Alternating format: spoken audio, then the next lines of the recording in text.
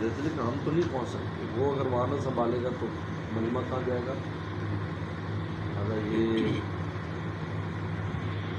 یہاں بھی کوئی ایسے اللہ کی خانقاہیں ہیں وہاں گاؤں دیہات نعمت ہے،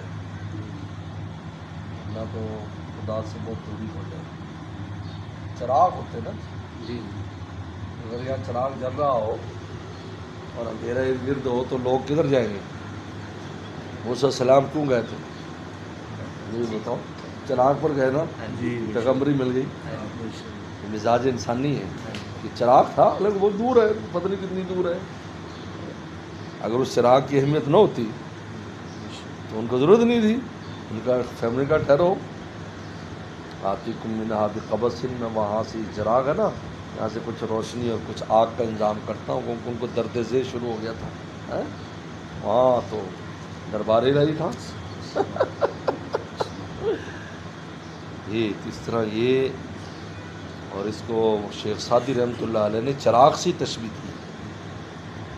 جو اللہ کے مقبول بندے جہاں بیٹھے ہیں چراغ جلائے ہوئے ہیں، چراغ سے تشبیہ کی. تو حضرت نے شعر ہے کہ اگر گیتی سراسر باد گیرت، اگر یہ پورا جہان آندھی اور طوفانوں سے بھر جائے، اتنی تیز ہوائیں اور آندھیاں ہوں کہ کوئی جگہ سلامت نہ رہے جہاں ہوا نہ پہنچ رہی ہو، اگر گیتی سراسر باد گیرت چراغ مقبلہ ہرگز نہ میرت، مقبولوں کا چراغ کبھی نہیں بجھے ماشاءاللہ.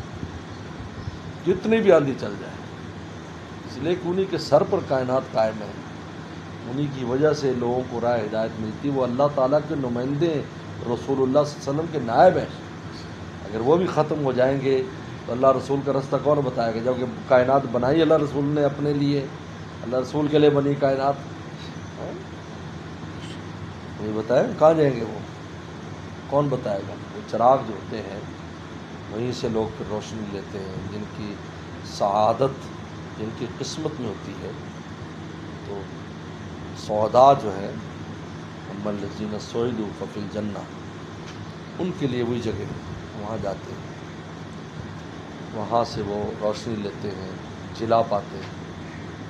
چراغ مقبلہ ہرگز نہ ملے. بہت عجیب شعر ہے. کیسے کیسے دنیا میں انقلابات آئے لیکن مقبول بندوں کی جو چیز ہے وہ قائم ہی رہی ہے، کبھی ختم نہیں ہوئی. تتاریوں سے بڑا کوئی بھونچال نہیں آیا.